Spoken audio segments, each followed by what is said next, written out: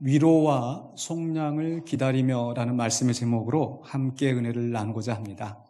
우리는 살면서 참 기다리는 순간들이 많이 있습니다. 여러 가지 기다림들이 있는데 어떤 기다림은 좀 즐거운 기다림이 있어요. 예를 들어 사랑하는 연인을 만나기 위해서 그 데이트하는 시간을 기다린다든지, 또 어린아이가 이제 또 성탄절 선물을 받을 것을 기대하면서 성탄절날을 기다린다든지 하는 그런 즐거운 기다림이 있습니다. 그러나 대부분의 기다림은 좀 조바심 나고 좀 성가시기도 하고 그런 것 같습니다. 지난주에도 지난주 중에 집사람이 저에게 이제 그 마트에 가서 마요네즈를 하나 사오라 그래가지고 이제 마요네즈를 이제 사러 갔습니다. 마요네즈 하나 들고 계산대 앞에 딱 섰는데 제 앞에 어떤 분이 그냥 수북이 이 카트에다가 짐을 싸놓고 있으신 거예요.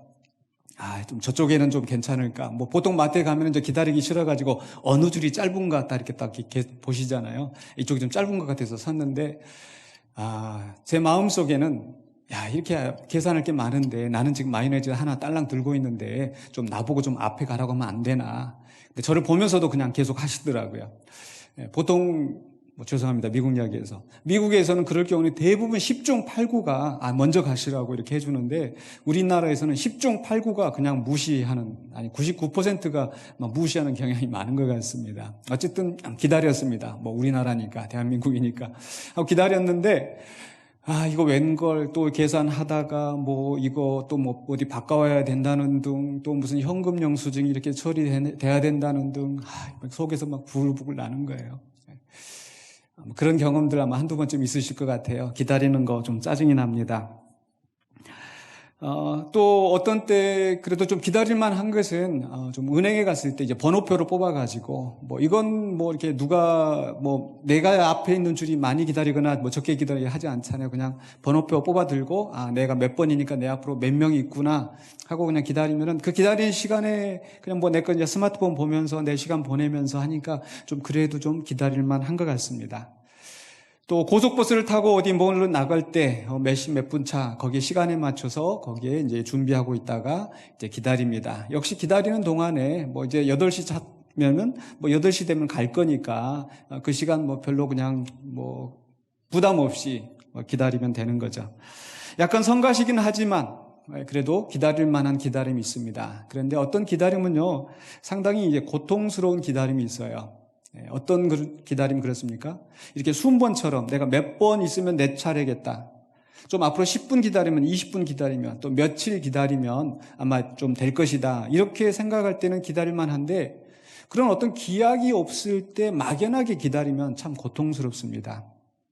말씀을 준비하면서 이 기다리는 마음이라는 가곡이 생각났습니다. 일출봉 해 뜨거든 날 불러주어 월출봉에 달 뜨거든 이렇게 시작해서 어떻게 중간에 됩니까?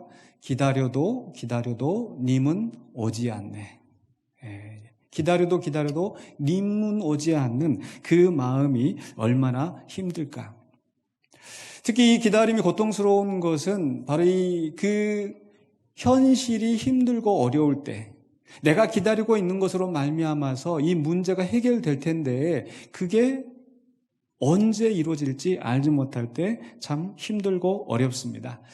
지금 상황이 그렇지 않는가 싶어요. 우리 코로나 때문에 다들 힘들고 어려운 순간을 보내면서 이제 가끔 뉴스에 백신이 나왔다 이런 뉴스 나오면은 다들 마음이 굉장히 기대가 부푼니다. 또 얼마 전에도 보니까 그 백신이 나오긴 나오는데 그것 때문에 부작용이 안면마비가 난다든지 그런 얘기가 나오고 또 사람들이 이야기하기를 지금까지 어떤 백신이 나오려면 몇 년이 걸린다. 독감 백신은 제대로 되지도 않았다. 이런저런 말 들을 때 과연 언제나 이 코로나 백신이 나올 수 있을까? 또 치료제가 나오면 아직 치료제가 나온다는 얘기는 정확히 못 들은 것 같아요. 그나마 가능성이 있는 몇 가지 이야기들이 나오긴 했지만은 코로나 치료제가 나왔다. 그러면은 이렇게까지 우리가 힘들지는 않을 겁니다. 그러나 아직 백신이 성공했다든지 성공적인 백신이 나왔다든지 또는 치료제가 나왔다든지 이런 게 없는 거죠. 그렇기 때문에 우리는 이 기약 없는 기다림 속에서 참 마음이 많이 답답하고 힘듭니다. 그런데 사실 우리 자신이 당사자가 코로나에 걸린 상황이 아니기 때문에 좀 불편하고 힘들긴 하지만 그래도 기다릴 만한 것 같아요. 근데 만약에 그 직접 코로나 질병에 걸렸거나 또는 그것 때문에 사경을 헤매고 있는 그런 입장이라고 한다면, 즉, 그 직접적으로 이 어려움을 당하고 있는 그 입장이라면은 아마 그 기다림은 더 절박하고 절실하겠죠. 또 질병이 아니더라도 이렇게 감금되어 있는 상태, 누군가에게 뭐 이렇게 영화 속에 나오는 것처럼 납치돼 가지고 또 아주 나쁜 사람들의 손에 그 억압되어 있을 때, 자유를 빼앗기고 억압되어 있을 때 누가 나를 구원해 주지 않을까, 누가 나를 구출해 주지 않을까. 그러다 무슨 기회가 나면은 막 두드리고 소리를 지르면서, 또 무인도에서 포위되었을 때 뭔가 비행기가 날아가고 배가 지나가면은 막 살려달라고 막 몸부림치면서 악을 쓰면서 하는 그런 절박함. 그런 그 기다림은 굉장히 힘들 것입니다. 바로 이런 고통스러운 기다림을 바로 오늘 본문 속에서 이스라엘 사람들이 겪고 있었어요. 오늘 2장 25절에 보면 이런 말씀이 나오죠. 예루살렘에 시몬이라 하는 사람이 있으니 이 사람은 의롭고 경건하여 이스라엘의 위로를 기다리는 자라. 표현된 말 자체는 굉장히 부드럽기 때문에 우리에게 별로 이렇게 심각하게 와닿지 않는 것 같습니다. 그러나 지금 이 상황이 이스라엘이 로마의 압제 아래서 고통을 받고 있는, 정치적으로, 종교적으로, 경제적으로 수탈을 당하면서 고통스러운 그런 상황이었거든요. 근데 이 시몬이라는 사람뿐만 아니라 그 다음, 오늘 봉독한 말씀 다음 부분에 보면 38절에 보면은요, 마침 이때 나와서 하나님께 감사하고 예루살렘의 속량을 바라는 모든 사람에게 그에 대하여 말하니라. 그러니까 시몬만 기다리는 사람이 아니었고 그 당시에 많은 사람들이 바로 예루살렘의 속량을, 이스라엘의 위로를 기다리고 있었던 거죠. 그럼 도대체 이 이스라엘의 위로, 또 예루살렘의 속량이라는 것이 어떤 말씀인가? 이 말씀이 나오게 된 배경이 바로 이사야서 40장 1절로 2절입니다. 말씀을 보시면요, 너희의 하나님이 이르시되 너희는 위로하라, 내 백성을 위로하라. 너희는 예루살렘의 마음에 닿도록 말하며 그것에게 외치라. 그 노역의 때가 끝났고 그 죄악이 사함을 받았느니라. 그래서 위로함에 대해서 말씀하시고 예루살렘의 그 노역의 때가 끝났다라고 이야기하시죠. 바로 이 말씀은 바벨론 포로로 끌려간 백성들을 향해서 이제 그 죄로 말미암아 나라는 망하고 예루살렘은 파괴되어지고 성전도 다 허물어지고 아무런 희망도 없는 그런 이스라엘 백성들에게 하나님께서 이사야 선지자를 통하여서 미리 말씀하시는 거예요. 위로하라, 위로하라. 이제 구원의 때가 이룰 것이다. 또 이게 무너진 예루살렘을 향하여서 이제 그 노역의 때가 끝났다. 억압과 그런 속박의 시대는 끝이 나고 이제 너희가 비록 죄로 말미암아서 이방인의 손에 팔렸지만은 이제는 하나님의 구원이 이를 때가 되었다라고 선언하는 이 말씀인 거예요. 오늘 그 말씀을 가지고 이사야에 있는 이 말씀이 바로 오늘 본문 속에서 그 이스라엘의 위로와 예루살렘의 속량을 기다리는, 바라는 그 성도들의 마음속에 있었습니다. 왜? 그 당시에 로마가 그들을 지배하면서 우리 신약 복음서에서 많이 나오는 것처럼 세리들을 통해서 많은 돈을 억압을 착취를 해가고 또 정치적으로도 자기들 스스로 뭔가를 결정할 수 없고 그 로마의 허가를 받아야 되는 이런 상황. 우리나라도 그 일제 식민지 아래 있었기 때문에 그 고통을 그래도 좀 더 가깝게 알 수 있을 것 같습니다. 그런데 이스라엘 백성들에게 더 절망적인 것은 바로 그 전에는 구약시대의 구약성경에 보면 하나님께서 시시때때로 선지자들을 보내서 때로는 책망하는 말씀도 하시지만은 그 가운데서 구원하시는 말씀도 하셨었거든요. 우리가 지난주 나눴던 말씀 속에서 호세아에서 하나님께서 이스라엘을 공격하실 것이다. 그러나 다른 한편으로 내가 어찌 너희를 버리겠느냐, 내가 너희를 구원할 것이다, 이런 말씀을 주셨어요. 그런데 지금 이 신약시대, 이 예수님이 태어나는 이 상황의 이스라엘에서는 장 400년 동안 이제 마지막 구약 성경의 마지막 예언자라고 하는 말라기 이후로 하나님의 계시가 끊어진 그런 침묵의 시대가 400년 동안 있었습니다. 그 동안의 이스라엘 백성들은 우리가 하나님에게 버림받은 것이 아닐까, 하나님 과연 살아계시는가? 오히려 로마의 신이 더 위대하고 강한 신이 아닐까? 그런 의심 속에서 살았을 것이고, 또 현실 속에서는 많은 고통을 당하면서 언제 이 지긋지긋한 상황을 벗어날 수 있을까? 그렇게 하면서 있었을 것입니다. 그런 속에서 그나마 경건하고 의로운 사람들은 하나님은 여전히 살아계시고 하나님께서 우리를 구원하실 것이다 라는 그런 심정으로 기다리고 하나님이 약속하신 메시아가 올 것을 기다리고 있었던 것이죠. 그러는 가운데 하나님께서 시므온에게 바로 너는 그리스도, 내가 약속한 구원자를 보기 전까지는 죽지 않을 것이다 라는 말씀을 들었는데, 과연 그 말씀대로 그 메시아의 탄생을 그가 목격할 수 있었습니다.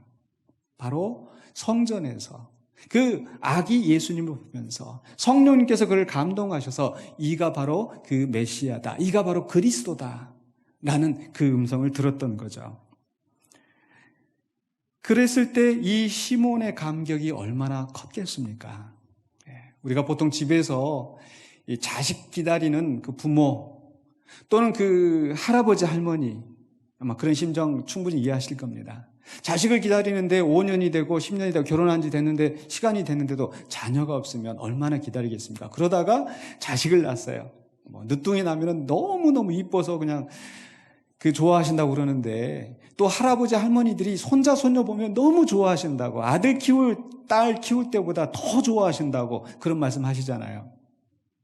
기다리던 자식이 태어났을 때 그 감격, 근데 그 감격보다 100배, 1000배, 10,000배 더 기쁘지 않겠습니까? 왜냐하면 400년 동안 침묵하셨던 그 하나님께서 이제 그 약속하신 메시아를 보내셨다고 하니 아마 시몬의 감격은 정말 말로 표현할 수 없었을 것입니다. 어쩌면 우리는 이제 성탄절을 보내고 있는데, 때로는 우리는 그 감격을 잃어버린 것은 아닌가, 그런 생각을 해봅니다. 기다리고 기다리던 그 메시아가 오신 그 날을 우리가 보내면서 정말 기쁨과 감격이 나야 되는데, 지금 현실의 우리의 삶 속에서 너무 힘들고, 또 날씨는 춥고, 코로나 바이러스 이건 더 막 기승을 부리고 있고, 확진자 수는 늘어나고 있고, 교회는 교회대로 힘들고 어려운 시간을 보내고 있고, 재판은 또 늦어진다고 하고, 또 개인적으로 여러 가지 어려운 형편들 때문에 참 우리의 마음이 눌려 있어서 힘들고 어려운 건 아닌가. 그러다 보니까 이제 12월 25일 성탄절이 다가와도 그냥 연중 행사처럼 또 연말처럼 그냥 지나가는, 이 또한 지나가리라 하고 그냥 보내는 것은 아닐지요. 그러나 아기 예수님이 이 땅에 태어나셨다는 것은 엄청난 소식인 줄로 믿습니다. 그런데 그 예수님이 오셨다는 사실을 우리가 기뻐하고 감격하는 것도 중요하지만, 그 예수님이 오신 참뜻이 무엇인가를 아는 것이 더 중요할 줄로 믿습니다. 사실 오늘 시므온이 경건하고 의로운 사람으로서 그 예수님의 그 메시아의 탄생을 기다렸고, 많은 사람들이 메시아의 탄생을 기다렸지만은, 사실 이 예수님이 오신 것은 그들이 기다리는 것과 약간 다른, 그들이 생각하는 것보다 훨씬 뛰어난 성취를 이루신 분으로 오셨습니다. 오늘 본문 속에서 그러한 하나님의 뜻이 나타납니다. 그들이 기대하는 바와 정말 예수님이 오신 것이 무엇이 달랐는가? 첫 번째로는요, 바로 만민의 구원입니다. 오늘 이 사람들이 기다렸던 것은 바로 이스라엘의 위로, 이스라엘 백성의 위로, 예루살렘의 속량, 즉 자기 나라의 구원을 기다리고 있었지만, 그러나 이 시몬이 성령의 감동 가운데서 아기 예수를 보고 뭐라고 선언을 했는고 하니, 누가복음 2장 31절에 보면 이렇게 말씀되어 있죠. 이는 만민 앞에 예비하신 것이요 이방을 비추는 빛이요 주의 백성 이스라엘의 영광이다 하니. 단지 이스라엘 예루살렘만의 문제가 아닌 겁니다. 하나님의 계획은 이스라엘만 구원하시는 것이 아니라 온 세상을 구원하시는 거예요.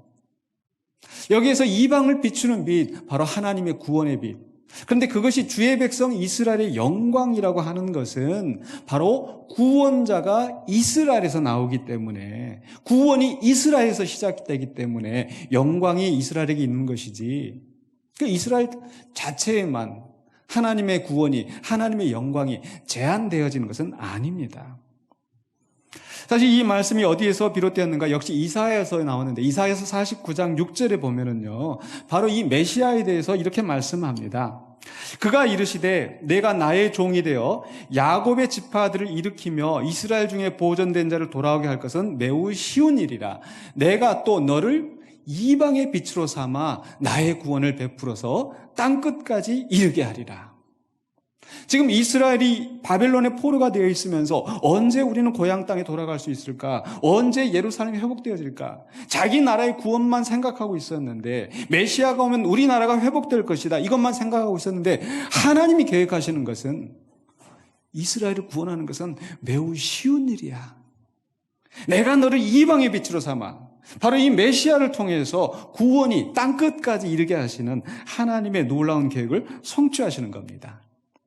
또 그 다음에 이사야서 55장 3절로 4절에 보면요, 내가 너희를 위하여 영원한 언약을 맺으리니 곧 다윗에게 허락한 확실한 은혜니라.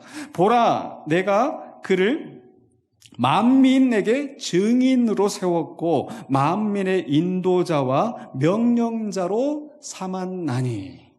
만민에게 증인으로 삼았고, 바로 하나님을 온 세상에 나타내시는 분, 하나님의 나라를 이 세상에 이루어내시는 분, 또 만민의 인도자와 명령자, 만왕의 왕, 만주의 주로 세우신다는 거예요. 얼마나 놀라운 사실입니까?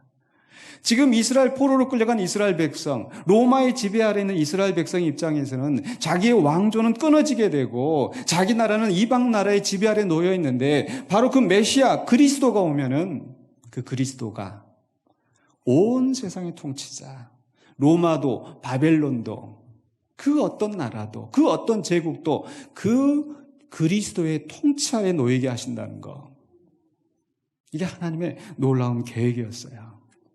그래서 이사야서 60장 1절로 2절 상반부에 보면 이렇게 나와 있습니다. 일어나라, 빛을 발하라. 이는 내 빛이 이르렀고 여호와의 영광이 내 위에 임하였음이니라.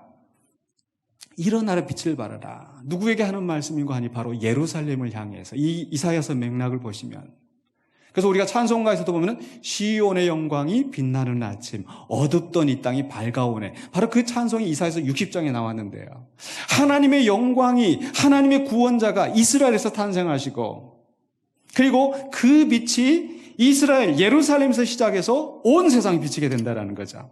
보라, 어둠이 땅을 덮을 것이며 캄캄함이 만민을 가리려니와. 온 세상이 어둡고 캄캄하지만 그 가운데서 이사야서 60장 2절 하반부의 3절에서 오직 여호와께서 내 위에 임하실 것이요, 예루살렘에 임하셔서 그의 영광이 내 위에 나타나리니 나라들은 내 빛으로, 왕들은 비치는 내 광명으로 나오리라.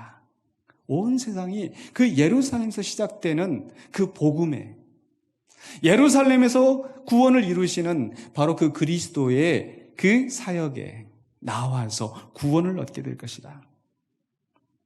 얼마나 놀라운 사실입니까?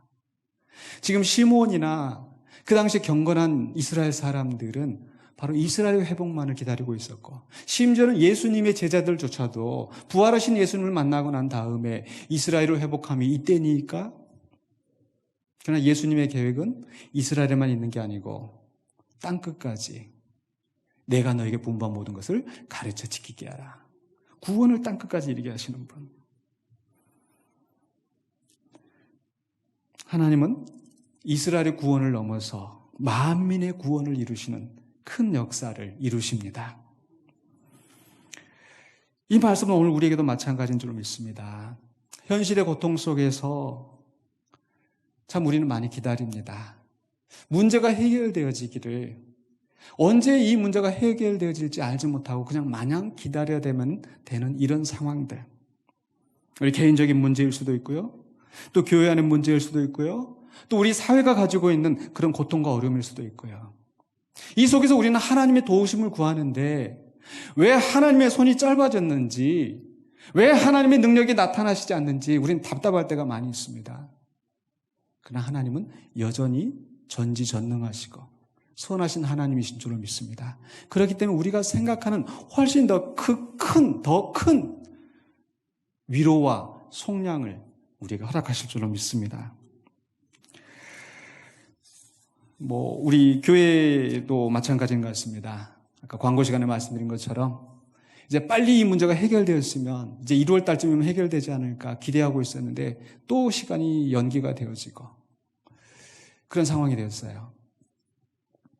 언제나 교회가 안정이 되어질까? 언제가 평온을 되찾을까? 또 왜 시간이 늦어질까?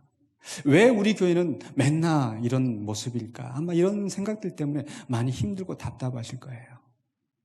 그러나 우리가 정말 경건하고 의롭게 하나님의 때를 기다리면 하나님께서 더 크신 뜻을 이룰 줄로 믿습니다. 사실 우리는 빨리 이게 안정이 돼서 우리 교회가 안정이 되었으면 좋겠다 이런 생각만 하는데요. 저는 좀 더 크게 우리가 눈을 들어서 하나님이 이루실 그 역사를 기대했으면 하는 바람입니다. 무슨 얘기냐면요. 단지 이것이 우리 교회만의 문제가 아니고 지금 우리가 추구하고 있는 이 가치, 정말 투명하고 공정하게 그리고 민주적으로 교회가 이루어져야 된다는 이 가치, 이것이 교권에 의해서 짓밟히고 소수의 기득권자들에 의해서 짓밟히고 그저 밀실 정치에 의해서 강압적으로 기득권에 의해서 진행되지는 이런 모습이 아니라 정말 하나님이 기뻐하시는 뜻대로 교회가 바로 서게 하는 일. 근데 많은 교회들이 사실 이런 비슷한 문제들 때문에 고통을 받고 있잖아요. 그래서 제가 바라는 것은 비단 이 우리 교회의 안정만이 아니라 이것이 또 다른 교회들에게도 선한 영향력을 미칠 수 있었으면 하는 그런 바람입니다. 사실 마틴 루터가 너무 거창하게 이거 가지고 우리가 마틴 루터까지 거론하는 것은 뭐하지만 사실 마틴 루터가 그 종교개혁을 일으키겠다 내가 그런 뜻으로 시작했던 건 아니었거든요. 그저 성경을 읽다가 이건 아닌 것 같은데 하는 것을 이제 95개조를 적어서 이제 교회 문 앞에다 성당 문 앞에 붙였는데 그게 하나의 불씨가 돼가지고 이제 위에서는 사제 위에서는 당장 내려라. 어디에 하면 교권에 이제 반박하느냐라고 하면서 이제 루터를 핍박하고 그런 속에서 이게 불씨가 퍼져가지고 종교개혁이 시작이 된 거예요. 하나님께서 우리가 지금 진행하고 있는 이 일들을 어떻게 이루어 가실지는 알지 못하지만 적어도 우리가 선한 마음으로 선한 가치를 위해서 올바른 일을 위해서 해나간다면 단지 우리 교회 안에 문제만 해결되는 것이 아니라 이것을 통해서 하나님께서 더 큰 일들을 이루어 가실 줄로 믿습니다. 그래서 그것을 기다릴 때 우리는 너무 힘들고 어렵지만은 그러나 하나님의 위로와 속량을 기대하면서 또 선한 일에 힘쓰시는 저와 여러분이 되시길 주님으로 축원합니다. 시므온이나 많은 사람들이 이스라엘의 구원, 예루살렘의 속량을 기다렸지만은 하나님의 뜻은 더 큰 만민을 구원하시는 하나님의 역사를 이루어 가십니다. 두 번째로는요. 그 사람들이 기대하는 것보다 훨씬 큰 것을 이루시는데 그게 무엇인가? 두 번째는 바로 이스라엘의 분열입니다. 좀 이상하죠?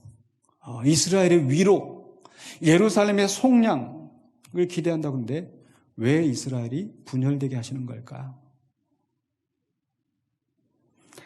이스라엘이 구원을 얻는다고 해서 모든 이스라엘이 구원을 얻는 것은 아닙니다. 오늘 시므온이 바로 이 아기의 부모 마리아와 요셉을 축복하면서 이렇게 이야기해요. 2장 34절로 35절입니다. 시몬이 그들에게 축복하고 그의 어머니 마리아에게 말하여 이르되 보라 이는 이스라엘 중 많은 사람을 패하거나 흥하게 하며 또 여러 사람의 마음의 생각을 드러내려 함이니라 하더라. 이 말씀 유심히 보셔야 돼요.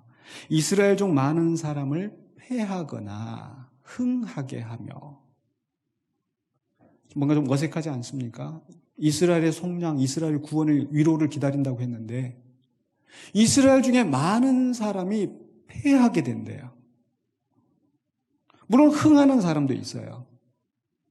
그러나 바로 이 아기 예수의 출현 탄생으로 말미암아서 어떤 사람은 패하게 되고 어떤 사람은 흥하게 되고 또 그들 속에는 마음의 생각이 드러나게 된다. 그래서 패하는 사람과 이스라엘 중에서 패하는 사람과 흥하는 사람으로 나눠지게 된다는 겁니다. 물론 이 말씀을 두고 이제 성경의 해석가들 또 영어 번역에도 보면은요, 이게 두 가지로 나눠져요. 이 패하거나 흥하게 한다는 말이 바로 이제 참회하고 다시 회복하게 되고, 그래서 영어 성경에 보면은요, 이 정관사 더가 하나로, 그래서 falling하고 recover 이게 되는 게 다시 rising이 그 정관사 하나로 이렇게 붙어져서 나오는 거예요. 그것은 한 사람이 패했다가, 한 사람이 참회했다가 다시 회복하게 되는 것을 이야기합니다. 그러나 어떤 영어 성경에 보면은요, 더가 양쪽에 붙어 있어요. 즉 뭐냐? 패하는 사람도 있고, 흥하는 사람도 있고. 저는 후자 쪽이라고 보여집니다. 왜냐하면 성경 전체의 말씀이 그렇습니다. 로마서 9장 27절입니다.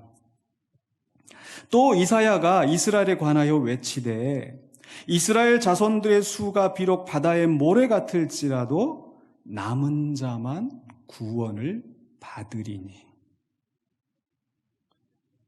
이스라엘의 위로 예루살렘의 속량이 이루어질 때 모든 사람이 모든 이스라엘이 구원을 받는 것이 아니라 그 수가 바다의 모래 같을지라도 이스라엘의 남은 자만 구원을 받을 것이다.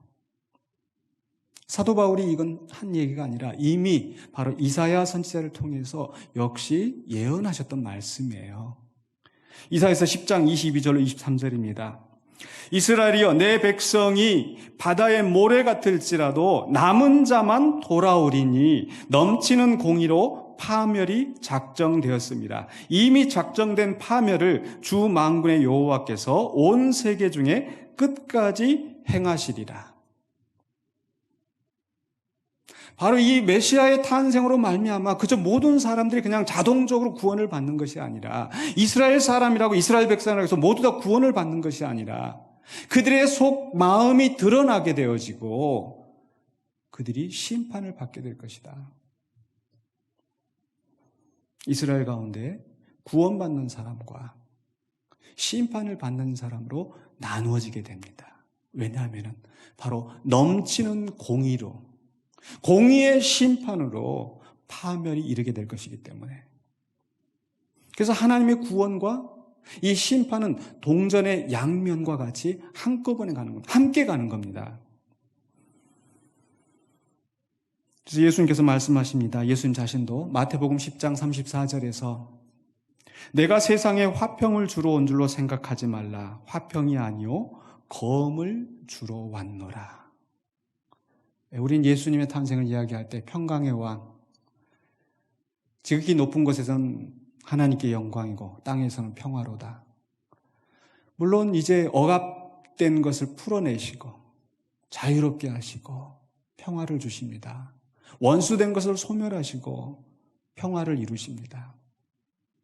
그러나 모든 사람이 자동적으로 그 구원에, 그 위로에, 그 속량에 참여하는 것이 아니고 어떤 사람들은 자기 속에 그 더러운 죄악들이 드러나면서 오히려 심판에 이르게 된다는 거죠. 마음의 생각이 드러나게 됩니다. 실제로 예수님이 사역할 때 무슨 일이 일어납니까? 오히려 세상 속에서 그 사람들에게서 소외받았던 세리와 창녀들, 죄인들, 가난한 자들, 억눌렸던 자들, 예수님께 나와서 예수님께서 신이 너희가 나의 형제요, 너희가 나의 어머니고 너희가 나의 친구다 받아들이시지만은, 그러나 하나님을 경외한다고 스스로 자부하고 시장에서 공개적인 석상에서 그렇게 다니던 사람들, 대제사장과 서기관과 바리새인들, 율법사들, 그 회칠한 무덤과 같은 그 더러운 속이 드러나게 되고 예수님을 거역하면서 결국 심판의 자리에 이르게 되지 않았습니까? 예수님 자신이 바로 진리의 말씀입니다. 말씀이 육신이 되어 우리 가운데 거하시네. 그러나 자기 백성에게 오매 영접하지 아니하였더니. 진리의 말씀이 선포되면은요, 바로 예수님이 로고스 진리의 말씀인데 그 진리의 말씀을 받는 자와 받지 않는 자로 구분이 되어집니다.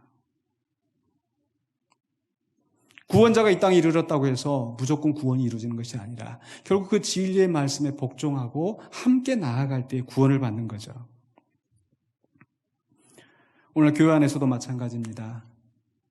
진리가 선포되어질 때 그 진리를 받는 자와 거스르는 자로 나눠지게 되어 있어요. 사람들이 많이 오해하는 부분이 있습니다. 물론 바라는 마음이긴 하겠지만요. 교회는 평안해야 된다. 사랑이 넘쳐야 된다. 은혜의 자리가 되어야 된다. 맞는 말씀입니다. 그러나 무조건 사랑, 무조건 평안이 아니라 그 안에서 정의가 함께 가야 됩니다. 진리의 복음이 있어야 합니다. 그런 진리를 떠난 사랑은 진정한 사랑이 아니고 하나님 기뻐하시는 것이 아닙니다. 얼마 전에도 우리 성도님 가운데 그 장기를 떼어내는 수술을 해야 되는 부분이 있었어요. 담낭에 돌이 막혀가지고 고통스러워서 어쩔 수 없이 그 담낭을 제거해야 되는 상황. 내 몸의 지체인데 그것 때문에 온몸이 제대로 기능을 할 수가 없기 때문에 어쩔 수 없이 떼어내야 되는, 어쩔 수 없이 의사가 수술을 해서 떼어내야 되는, 그것은 망하게 하는 칼이 아니라 생명을 살리는 칼이 되는 줄로 믿습니다. 바로 예수님께서도 이 땅에 오셔서 그저 평화, 그저 평안이 아니라 진리의 말씀으로 바른 길을 보여주시고, 그러나 그 마음의 생각에 자기들의 의를 내세우고 불의한 것을 쫓는 자들은 예수님을 거역하고 결국은 심판의 자리에 가게 됐다라는 것. 그렇기 때문에 우리는 그저 마냥 예수님만을 기다리는 것이 아니라, 그저 이스라엘의 구원을 기다리는 것이 아니라, 내가 과연 그 예수 그리스도의 복음의 진리 안에 서 있는가, 하나님의 나라의 진리 안에 서 있는가, 우리 자신을 점검해야 될 줄로 믿습니다. 왜냐하면 예수님은 이 땅에 평화만 이루시는 것이 아니라 공의로운 판결을 이루시는 메시아이기 때문에, 하나님의 사랑만 드러내신 것이 아니라 하나님의 정의를 함께 선포하시는 분이기 때문에 그렇습니다. 세 번째로는요, 바로 메시아의 고난입니다. 이스라엘만 구원하시는 것이 아니라 만민을 구원하시고 만민의 인도자와 명령자가 되시는 분, 이 땅에 평화와 사랑을 이루실 뿐만 아니라 공의로운 판결을 이루시는 분, 만왕의 왕 만주의 주가 되시는 바로 그분이 그렇게 구원을, 엄청난 이 땅의 구원을 이루셨으면 그렇게 높임을 받고 영광을 받아야 할 터인데, 오늘 본문 말씀이 증거하는 것은 오히려 그분이 고통을 당하게 된다는 사실입니다. 시몬의 말입니다. 누가복음 2장 34절 하반부에서 35절 상반부에서 비방을 받는 표적이 되기 위하여 세움을 받았고, 바로 이 어린 아기 예수를 두고 하는 말이에요. 부모에게 축복하면서 하는 말이에요. 이 아이가 비방을 받는 표적이 되기 위하여 세움을 받았다. 칼이 내 마음을 찌르듯 하리니, 아마 이 말씀은 그 마리아를 향해서 지금 하시는 말씀이에요. 왜냐하면 바로 그 사랑하는, 육신으로 사랑하는 아들인 그 예수가 그 십자가에 못 박혀 죽는 것을 바로 그 십자가 가까이에서 그 어머니 마리아가 보았잖아요. 그래서 칼이 내 마음을 찌르듯 하리라. 구원자이시며 심판의 주이신 바로 그 메시아가 고난을 받는 이 역설. 근데 이미 이것도 이사야 선지자를 통하여서 하나님은 예언해 두셨어요. 아까 보았던 말씀 이사야서 49장 6절에 내가 나의 종이 되어 야곱의 지파를 일으키며 또 내가 너를 이방의 빛으로 삼아 나의 구원을 베풀어서 땅끝까지 이르게 하리라 이 말씀하셨잖아요. 근데 바로 그 다음에 7절에 뭐라고 말씀하시는 거 아니? 이스라엘의 구속자, 이스라엘의 거룩한 이이신 여호와께서 사람에게 멸시를 당하는 자, 백성에게 미움을 받는 자, 관원들에게 종이 된 자에게 이같이 이르시되, 그 메시아가 이 구원을 이루기 위하여서 사람들의 멸시를 받고 관원들에게 짓밟히게 되고 이 고난의 길을 가신다는 거예요. 물론 이것이 끝이 아니라 결국에는 왕들이 보고 일어서며 고관들이 경배할 것이다. 이 말씀을 하시지만 그러나 그 일이 이루기 전에 멸시와 고난의 길을 이 메시아가 가셔야 되는 겁니다. 바로 다음 장에 이사야서 50장에 보면은요, 바로 이 메시아의 고백이 나옵니다. 5절과 6절에서 주 여호와께서 나의 귀를 여셨으므로 내가 거역하지도 아니하며 뒤로 물러가지도 아니하며 나를 때리는 자들에게 내 등을 맡기며 나의 수염을 뽑는 자들에게 나의 뺨을 맡기며 모욕과 침뱉음을 당하여도 내 얼굴을 가리지 아니하였느니라. 바로 예수님이 체포되어서 매를 맞고 조롱을 당하실 때 정말 도살장에 끌려가는 양처럼 그저 묵묵히 그 길을 가셨잖아요. 아무 말씀도 안 하시고 그저 때리는 대로 맞으시고. 사실 예수님께서 이 예루살렘에 가시기 전에 이미 제자들에게 그것을 말씀하셨어요. 예수님께서 예루살렘에 가신 목적이 무엇인지를, 제자들은 예수님이 이제 예루살렘에 가면은 그 엄청난 능력을 행하시는 그분이 우리의 스승이신데, 우리의 인도자인데, 우리 중에 누군가는 그 좌편에 앉고 누군가는 우편에 앉고 누가 과연 1번 1순위에 있을 것인가, 누가 큰 자인가 다투고 있었지만 예수님의 마음속에서는 지금 내가 예루살렘 가면 무슨 일이 일어날지 너무나 잘 알고 계셨고, 그리고 제자들에게도 말씀하신 거예요. 뭐라고 말씀하셨습니까? 마태복음 16장 21절에 이때로부터 예수 그리스도께서 자기가 예루살렘에 올라가 장로들과 대제사장들과 서기관들에게 많은 고난을 받고 죽임을 당하고 제3일에 살아나야 할 것을 제자들에게 비로소 나타내시니, 바로 앞에서는 베드로가 예수님을 향하여 주는 그리스도시요 살아계신 하나님의 아들이시니이다 라고 고백했을 때, 바로 이때로부터 제자들이 비로소 예수님이 메시아 하나님의 아들이신 것을 알게 되었을 때 그 메시아가 가야 하는 길이 무엇인가? 사람들에게 넘겨줘서 죽임을 당하고 고난을 당할 것을 말씀하신 겁니다. 제자들은 그 메시아의 고난을 이해하지 못했어요. 그저 승리하고 군림하시는 왕만 생각했지. 그러나 예수님 분명히 이사야를 통하여 주셨던 하나님의 말씀, 하나님의 뜻을 행하기 위해서 묵묵히 그 길을 가시는 거예요. 아까 시몬의 마리아에게 했던 말, 또 칼이 내 마음을 찌르듯 하리라. 마리아의 마음이 얼마나 아팠을까요? 그런데 마리아만 아팠을까요? 누가 또 아팠을까요? 바로 그 모든 것을 아시면서도 그 아들을 이 땅에 보내신 하나님 아버지의 마음은 어떠셨을까요?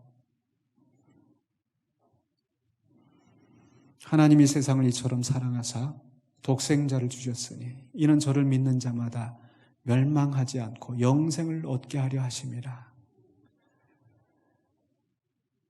하나님의 마음도 정말 우리가 알 수 없는, 우리가 감히 상상도 할 수 없는 큰 고통으로 칼이 마음을 찌르듯 하셨겠지만 우리를 사랑하셔서 우리를 구원하시려고 그 아들을 이 땅에 보내신 겁니다. 이게 하나님의 뜻인 것을 우리 예수님이 너무나 잘 아셨기 때문에 아까 이사야서 50장에 보았던 것처럼 내가 물러나지도 않고 내 뺨을 그들에게 맡기고 내 등을 그들에게 맡기면서 내가 그 길을 갈 것이다. 바로 히브리서에서도 이렇게 말씀하는 거예요. 히브리서 10장 9절로 10절에서 그 후에 말씀하시기를 보시옵소서 내가 하나님의 뜻을 행하러 왔나이다 하셨으니 하나님의 뜻을 행하러 왔나이다. 예수님께서 그 첫째 것을 폐하심은 둘째 것을 세우려 하십니다. 이 뜻을 따라 예수 그리스도의 몸을 단번에 들이심으로 말미암아 우리가 거룩함을 얻었노라. 우리의 구원과 속량을 이루기 위해서 예수님 오시기 전에는 염소와 양의 희생의 피를 드렸는데, 제물을 드렸는데, 속죄 제물을 드렸는데, 물론 또다시 하나님께서 그래 내가 너희 죄를 사하마, 그래 너희 양 가져와, 염소 가져와, 이렇게 하고 넘어가실 수도 있었겠죠. 그러나 하나님은 그렇게 하지 않으셨어요.